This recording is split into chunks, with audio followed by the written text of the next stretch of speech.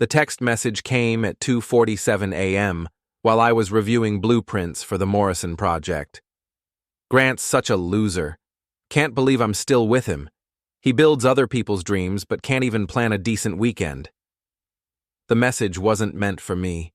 Rhea had sent it to the wrong contact by mistake. My name was right above her sister's in her phone. Simple error. Devastating result. I'm Grant Solen, 39 years old, construction estimator for Meridian Development. I spend my days calculating square footage, material costs, and labor hours for buildings that will outlast me. It's honest work, decent pay, and I'm good at it. Rhea, my girlfriend of 3 years, writes lifestyle columns for Urban Pulse magazine. She tells people how to live better lives while slowly destroying mine. The rooftop bar incident happened 2 weeks before that accidental text. We were at Skyline, the trendy spot downtown where Rhea liked to be seen. She'd dragged me along to meet her friends, Kira, the social media influencer with fake everything, and Jessica, who worked in marketing and treated conversations like competitive sports. I was nursing a beer, listening to them discuss some reality show drama, when Kira asked about our weekend plans. "Oh, don't ask Grant," Rhea said, rolling her eyes dramatically. "He can't even plan a weekend, let alone build anything real." The laughter that followed cut sharp and deep. Kira snorted into her cosmopolitan. Jessica covered her mouth but couldn't hide her grin. Even the bartender, who'd been pretending not to listen, smirked as he wiped down glasses. I finished my beer in 3 long swallows, left a 20 on the bar, and walked out. No dramatic exit, no angry words. Just quiet departure while their laughter echoed behind me. Rhea called an hour later, her voice thick with wine and false concern. "Baby, where did you go? We were just joking around. You know I didn't mean anything by it." But she did mean it. That accidental text 2 weeks later proved it. I lived in a modest 2-bedroom apartment in Riverside, about 20 minutes from downtown. Rhea had been pushing to move in together, but something always held me back. Now I knew what. Some survival instinct warning me about quicksand disguised as commitment. My work buddy Frankie had been dropping hints for months. Frank Kowalski, 52, divorced twice, wise in the ways of relationship disasters. He'd seen Rhea at company events, watched how she interacted with people. "She looks at you like you're a stepping stone, not a destination," he'd said over lunch at Murphy's Deli. "Just saying, brother, I've been there."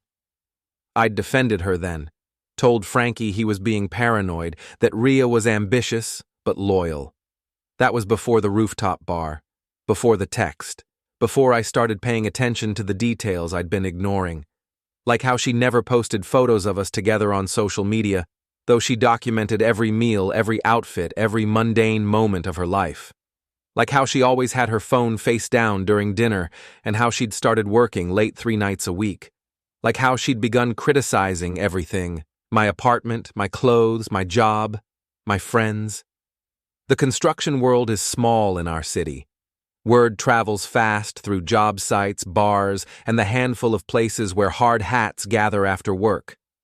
Rhea's public mockery at Skyline had witnesses, and construction workers love a good story. By Monday morning, half the crew knew about it. "Heard your girl's got a sharp tongue," said Tommy Martinez, our site supervisor. He wasn't being cruel. Tommy was decent people. But the pity in his voice stung worse than mockery. I spent that week thinking, really thinking for the first time in months, about the relationship, about myself, about what I wanted from life. Rhea had been right about one thing. I wasn't good at planning weekends. I was better at planning demolitions. The accidental text was the final piece of evidence I needed. She'd been systematically undermining me, probably for months. The question wasn't whether to end things. The question was how to do it with dignity intact. That's when I started making my own plans. Rhea's betrayal ran deeper than casual mockery. Over the next few days, I did what I do best: methodical analysis. I examined our relationship like a building inspector checking for code violations. What I found was a structure built on rotten foundations, Her laptop was always open on the kitchen counter. She'd never been secretive about it before, probably because she never thought I'd look. But that accidental text had changed everything. While she showered one morning, I scrolled through her message history. The group chat was called Real Talk. Participants, Rhea, Kira, and someone named Evan Briggs. I recognized the name. He was her editor at Urban Pulse. The conversation history painted a picture that made my stomach turn. Rhea: Grant's working late again. More time for us to plan the Lifestyle Expo piece. Evan: Good. We work better without distractions. Your boyfriend seems simple. Kira: Rhea's just slumming it with the construction guy. She'll upgrade eventually. Rhea: He's not that bad, just limited. He builds other people's dreams but has no vision for his own life. The messages went back months, casual cruelty mixed with professional discussions. Evan's comments grew more personal over time, more intimate. References to late dinners, shared jokes, inside knowledge about Rhea's preferences that a boss shouldn't have. I screenshotted everything. The next revelation came from Frankie, who had connections everywhere. His ex-wife worked at the parking garage beneath the Urban Pulse building. She'd mentioned seeing Rhea leaving with a man who wasn't me, tall, dark hair, expensive suit, black Audi. Matches the description of that editor guy, Frankie said over coffee at the job site. Just thought you should know. I started paying attention to patterns. Rhea's late work nights always fell on Tuesdays and Thursdays. She'd come home smelling like expensive cologne and craft cocktails, claiming the editorial team had been brainstorming. Her phone would buzz with messages she'd quickly dismiss as work stuff. The final confirmation came when I followed her one Thursday evening. I'm not proud of it, but sometimes you need absolute certainty before taking decisive action. She'd told me she was working on a major piece about urban development, that she'd be at the office until at least 10. Instead, she was at Meridian Wine Bar with Evan Briggs. I watched from across the street as they shared appetizers and touched hands across the table. When he leaned over to kiss her, she didn't pull away. They looked comfortable together, familiar. This wasn't a first date or a moment of weakness. This was an established affair. I went home and started planning. Rhea had made one crucial mistake in her campaign of disrespect. She'd underestimated me. She saw a construction worker with limited imagination. What she missed was that construction requires precise planning, attention to detail, and the ability to anticipate problems before they arise. These skills transfer well to other projects. Step 1 was financial separation. We weren't married, but we'd intertwined our lives in small ways. She was an authorized user on one of my credit cards. I'd been paying half her rent for the past year, helping her afford the trendy downtown loft that looked good in her Instagram photos. I'd even sponsored a networking event for her magazine, thinking it would help her career. All of that ended with a few phone calls. The credit card company was efficient. Yes, Mr. Solen, we can remove the authorized user immediately. The card will be deactivated for that user within 1 business day. Her landlord was understanding when I explained I'd no longer be contributing to the rent. Month-to-month lease, he confirmed. She'll need to cover the full amount or find a new arrangement. The magazine sponsorship was trickier, but I'd been smart enough to structure it as a monthly commitment rather than a lump sum. Canceling future payments was as simple as calling my bank. Step 2 was documentation. I printed the screenshots of the group chat messages. I made copies of texts where she'd lied about her whereabouts. I even had photos from my surveillance evening, nothing invasive, just public displays of affection that contradicted her claims of fidelity. Step 3 was the most important. I planned my exit strategy. Rhea was scheduled to work late the following Tuesday, another editorial meeting that I now knew was a date with Evan. That gave me time to pack my things from her apartment and leave a clear message about where things stood. But first, I had a conversation with Frankie. "You sure about this approach?" he asked after I'd outlined my plan. Seems like you're going nuclear. She went nuclear first, I replied. At that rooftop bar, in those text messages with her affair. I'm just responding proportionally. Frankie nodded slowly. Can't argue with that logic, and it's all legal, right? Nothing that'll come back to bite you? Nothing illegal about canceling financial support or ending a relationship, I said. Nothing illegal about having evidence of her lies. What about the emotional damage?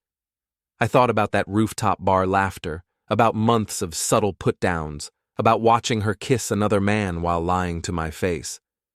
She should have considered that before she decided I wasn't worth basic respect. Tuesday arrived with unusual clarity. I'd always heard people talk about the calm before the storm, but I'd never experienced it personally. That morning, I woke up with absolute certainty about what needed to happen. No anxiety, no second-guessing, just cold, methodical determination. Rhea left for work at her usual time, kissing my cheek and promising to call when her meeting ended. I waited 30 minutes, then drove to her apartment. She'd given me a key 6 months ago, a gesture that felt significant at the time. Now it was just a practical tool for efficient retrieval of my belongings. I'd been careful over the months not to leave too much at her place. Some clothes, toiletries, a few books. Everything fit in 2 boxes.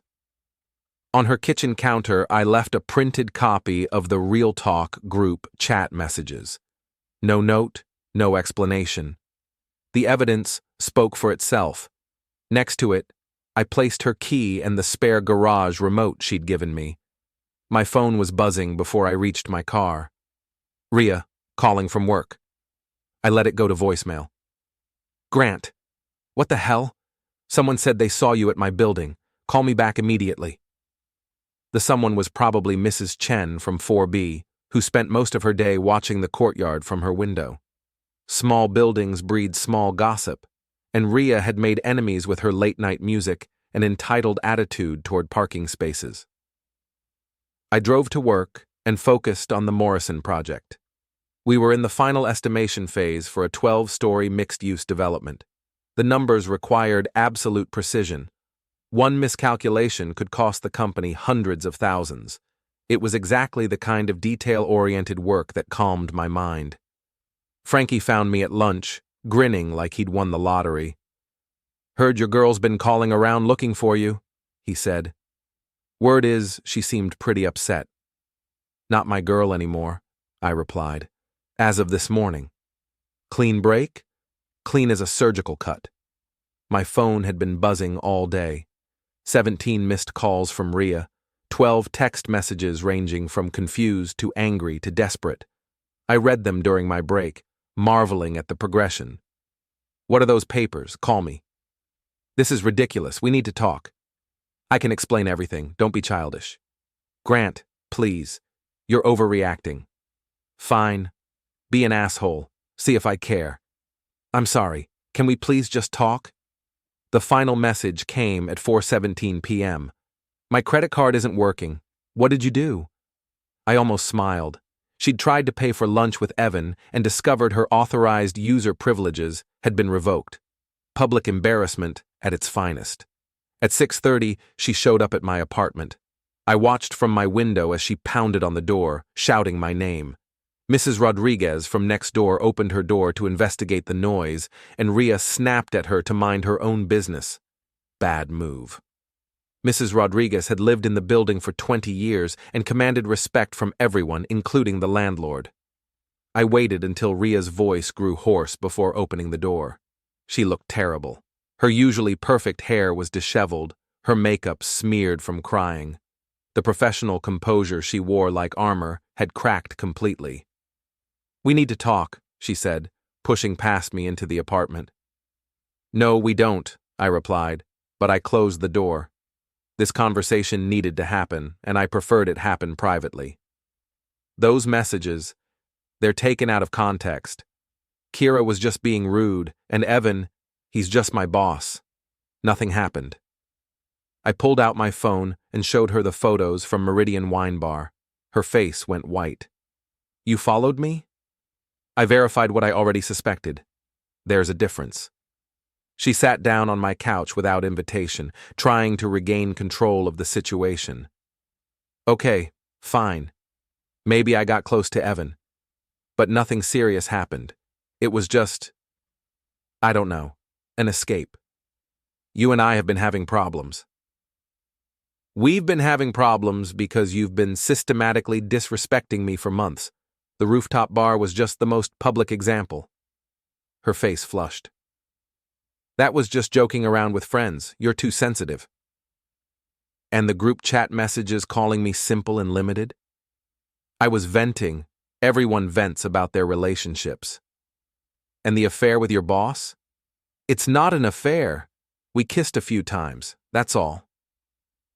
I sat across from her, maintaining distance. Rhea, I don't care if you kissed him or slept with him or just held hands. The point is that you've been lying to me while mocking me to other people.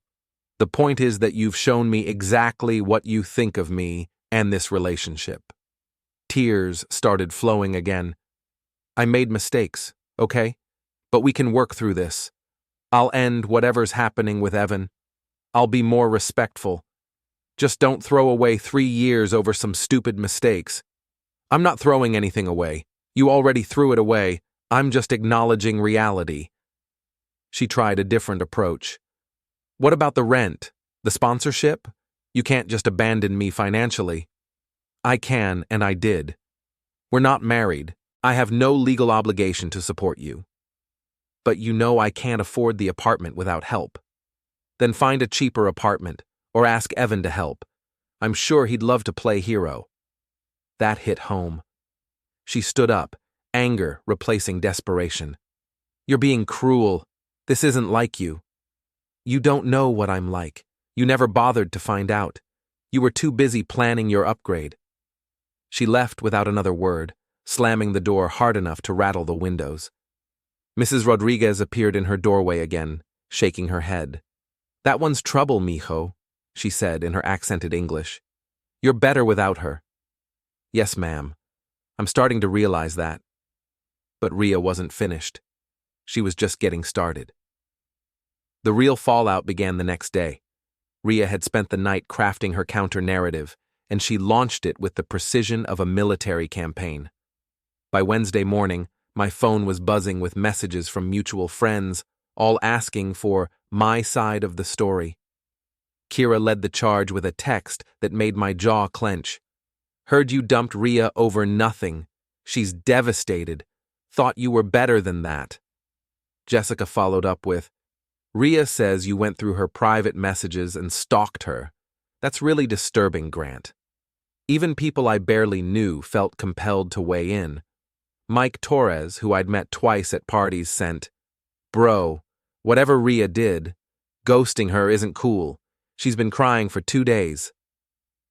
I realized this was part of Rhea's pattern. She'd built a network of allies who would defend her without knowing the full story. In her version, I was the villain. Jealous, controlling, unstable. She was the victim, heartbroken, abandoned, confused by my sudden cruelty. The genius of her approach was that it contained just enough truth to be believable. I had gone through her messages. I had followed her. I had cut off financial support without warning. Stripped of context, these facts painted me as the aggressor. But Rhea had underestimated one crucial factor: Frankie's big mouth and the construction industry's gossip network. By Thursday, half the job sites in the city knew about the rooftop bar incident. Construction workers have long memories for disrespect, especially when it comes from outsiders looking down on honest work. The story grew in the telling, as stories do, but the core remained accurate. Rhea had publicly mocked her boyfriend's career and character. Tommy Martinez approached me during the morning break. Heard your ex is spreading stories about you. Let her talk, I said. Truth has a way of surfacing. Maybe, but lies travel faster. You might want to get ahead of this. He was right. Rhea's narrative was spreading through our mutual social circle, while the full story remained confined to construction sites. I needed to level the playing field. That evening, I made a decision that would escalate everything beyond repair. I created a group text with everyone who'd contacted me about the breakup. Kira, Jessica, Mike Torres, and a few others. Instead of defending myself with words, I let the evidence speak. I sent screenshots of the Real Talk group chat messages. All of them. The ones calling me simple and limited. The ones discussing her upgrade plans. The ones revealing her affair with Evan. Then, I sent the photos from Meridian Wine Bar. Finally, I added a single message. This is why we broke up. Make your own judgments. The response was immediate and explosive. Kira called within minutes, her voice shrill with panic. You can't just send private messages to people, that's illegal. No, it's not, I replied calmly. Those messages were sent to me by mistake. I'm free to share them. But the photos, you stalked her. I observed her in a public place, also not illegal. Jessica texted instead of calling. This is really messed up, Grant. You violated her privacy. I replied, she violated our relationship. I just documented it. But the most interesting response came from Mike Torres. Holy shit, man. I had no idea. She played all of us. That's when I knew the tide was turning. By Friday morning, Rhea's carefully constructed victim narrative was crumbling. The group chat messages were too damning, too specific, too cruel to dismiss as misunderstandings. Her affair with Evan was too well documented to deny. Kira, desperate to salvage her friend's reputation, tried a new approach. She posted on social media about toxic masculinity and revenge porn, trying to frame my evidence sharing as abuse. But she made a critical error. She included enough details for people to identify the situation, which led to more questions about what exactly Rhea had done to provoke such a response. The construction industry's gossip network collided with social media, and suddenly everyone knew about the Rooftop bar incident. Someone had been recording that night, probably for Instagram stories, and clips of Rhea's mocking laughter began circulating. He can't even plan a weekend, let alone build anything real. Her words, her voice, her dismissive tone, no context needed. That's when Evan Briggs made his first mistake. He called me Friday afternoon, his voice tight with controlled anger. We need to talk. No, we don't, I said, echoing my words to Rhea. You're destroying an innocent woman's reputation over a misunderstanding. I'm sharing factual information about my ex-girlfriend's behavior. If that destroys her reputation, maybe she should have behaved better. She made some mistakes, but she doesn't deserve this public humiliation. She chose public humiliation when she mocked me at that rooftop bar. She chose it when she shared those group chat messages. I'm just returning the favor. This ends now, or there will be consequences. That was a threat, a clear, unambiguous threat from the man who'd been sleeping with my girlfriend. Are you threatening me, Evan? A pause. I'm telling you that actions have consequences. End this harassment campaign or you'll regret it. I hung up and immediately called Frankie. He threatened you? Frankie's voice was dangerous. That rich boy editor threatened you? Clear as day. Recorded the whole conversation. Good, because I think it's time we had a conversation with Mr. Briggs face to face. Frankie, I don't want you getting involved in this mess. Too late, brother. Anyone threatens my people, they're dealing with me, too. I should have stopped him. Should have kept this between Rhea, Evan, and me. But I was angry, and Frankie's loyalty felt good after days of character assassination. That decision would lead to the confrontation that changed everything. Saturday night, Frankie and I found Evan Briggs at Meridian Wine Bar, the same place where I'd photographed him with Rhea. He was alone, nursing an expensive whiskey and scrolling through his phone, probably damage control from the week's revelations. Mr. Briggs? I approached his table with Frankie flanking me. We need to talk. He looked up, and I saw recognition flash in his eyes. He was younger than I'd expected, maybe 35, with the kind of polished appearance that comes from money and careful grooming. His suit probably cost more than I made in a week. You're Grant Solen, he said. Not a question. I am.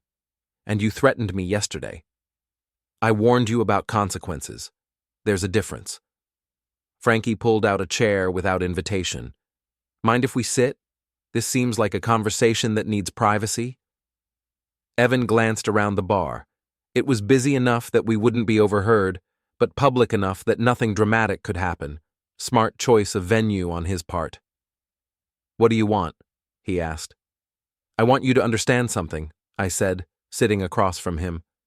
Your girlfriend, and yes, she's your girlfriend now, not mine, created this situation. She chose to publicly humiliate me. She chose to lie and cheat. I didn't start this war, but I'm going to finish it. Rhea made mistakes, Evan said. But your response has been disproportionate. Sharing private messages, stalking her, destroying her reputation. That's not justice. It's revenge. Sometimes they're the same thing, Frankie said quietly. Evan turned to him. And you are? I'm the guy who's watched Grant get disrespected for months while he tried to make that relationship work. I'm the guy who warned him this would happen. I'm also the guy who doesn't appreciate rich boys threatening working men. I didn't threaten anyone. I pulled out my phone and played the recording of our conversation. Evan's voice was clear. This ends now, or there will be consequences. You'll regret it. His face flushed. That wasn't a threat. It was a warning about legal action. What legal action? I asked. Everything I've shared is true. Everything I've done is legal. You have no grounds for anything except embarrassment. Harassment. Sharing factual information about my ex-girlfriend's behavior isn't harassment. If she didn't want people to know she was cheating, she shouldn't have cheated. Evan leaned forward, his composure cracking. She wasn't happy with you. Can you blame her? You're a construction worker with no ambition, no vision, no future. She deserves better. The bar went quiet around our table. Not actually quiet. Conversations continued, glasses clinked, music played. But everything seemed muted compared to the ringing in my ears. Frankie started to stand, but I put a hand on his arm. There it is, I said calmly. The real truth. You think you're better than me because you wear expensive suits and work in an office. You think Rhea deserves better because she has a college degree and writes lifestyle articles. You think construction workers are beneath you. That's not... It's exactly what you think. It's what she thinks too. That's why she felt comfortable mocking me in public. That's why you felt comfortable stealing another man's girlfriend. Because in your minds, I don't count. I'm just some simple construction guy who couldn't possibly deserve respect. I stood up, and Frankie followed my lead. Here's what's going to happen, Evan. You and Rhea are going to live with the consequences of your choices. Everyone knows what you did now. Everyone knows what kind of people you are. You can try to rebuild your reputations, or you can accept that actions have consequences. And if I don't? I smiled, and it wasn't a nice smile. Then you'll discover that construction workers are very good at tearing things down. We left him sitting there with his expensive whiskey and his expensive problems, but the real confrontation was still coming. Sunday afternoon, Rhea showed up at my apartment one final time. She looked different, harder, more desperate. The polished lifestyle columnist was gone, replaced by someone who'd spent the weekend watching her carefully constructed world collapse. This has to stop, she said when I opened the door. It's already stopped. We broke up. It's over. The messages, the photos, the humiliation, it has to stop. I haven't contacted you or spoken about you since Wednesday. What happens to your reputation now is between you and the people who know the truth. She pushed past me into the apartment, just like before. But this time, she was different, angrier, more volatile. You destroyed everything, she said, whirling to face me. My friends, my reputation, my relationship with Evan, you destroyed it all. Your relationship with Evan? I thought that was just kissing. Don't be smart with me. You know what I mean. Actually, I don't. Are you saying there was more to your affair than you admitted? Her face went red. We were falling in love, okay? Real love, not whatever this was. She gestured around my modest apartment. Evan understands my ambitions. He supports my career. He sees my potential. And I didn't. No, you didn't. You wanted me to be satisfied with this. Again, the dismissive gesture. Small apartment, small dreams, small life. I want more than that. I nodded slowly. You're right. I never understood your ambitions. I thought you wanted to build something together. I thought relationships were about partnership, not advancement opportunities. That's so naive. Maybe. But here's what I understand now. You never respected me. Not my work, not my dreams, not me as a person. You saw me as temporary, a placeholder, until someone better came along. That's not true. It's completely true. And that's fine, Rhea. You're entitled to want more. But you should have ended things honestly instead of cheating and lying and publicly humiliating me. She was crying again. But these weren't the manipulative tears from before. These were tears of genuine loss and regret. I didn't mean for it to happen this way, she said. I got confused. Evan made me feel important, like my work mattered, like I mattered. Your work does matter. You matter, but not more than basic human decency. Is there any way to fix this? I looked at her, really looked at her, and felt nothing. No anger, no love, no regret, just emptiness where strong feelings used to live. No, I said. There's not. Too much has happened. Too much truth has come out. She nodded, accepting defeat. What happens now? Now you go live your life, and I go live mine, separately. She walked to the door, then turned back one final time. For what it's worth, I am sorry, about the rooftop bar, about the messages, about all of it. You didn't deserve that. No, I didn't, but thank you for saying so. After she left, I sat in my quiet apartment and realized something important. I felt free. For the first time in months, maybe years, I felt completely free. The next morning, I started planning my real future. Not the future Rhea had mocked, but the future I actually wanted.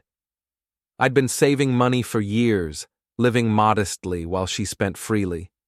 I had enough for a down payment on my own place, maybe even enough to start the small construction business I'd been dreaming about. Frankie found me at lunch on Monday, grinning like a fool. Heard your ex and her editor boy are having problems, he said. What kind of problems? Word is, the magazine's not happy about the publicity. Apparently having your personal drama go viral isn't great for a lifestyle publication's image. I almost felt sorry for them. Almost. Also heard she's moving back in with her mother. Couldn't make rent on that fancy apartment. That I didn't feel sorry about at all. 3 months later, I ran into Kira at a coffee shop downtown. She looked uncomfortable when she saw me, but she didn't run away. Grant, she said awkwardly. How are you? I'm good, Kira, really good. How's Rhea? She's adjusting, working freelance now, living with her mom. And Evan? They broke up. Turns out he was married the whole time. Wife found out about everything and filed for divorce. Cost him his job, too. I absorbed this information without satisfaction or vindication. It was just information. I owe you an apology, Kira continued. I judged you without knowing the whole story. Rhea was my friend, so I defended her automatically. But what she did to you? It wasn't right. Thank you for saying that. Are you happy? I mean, really happy?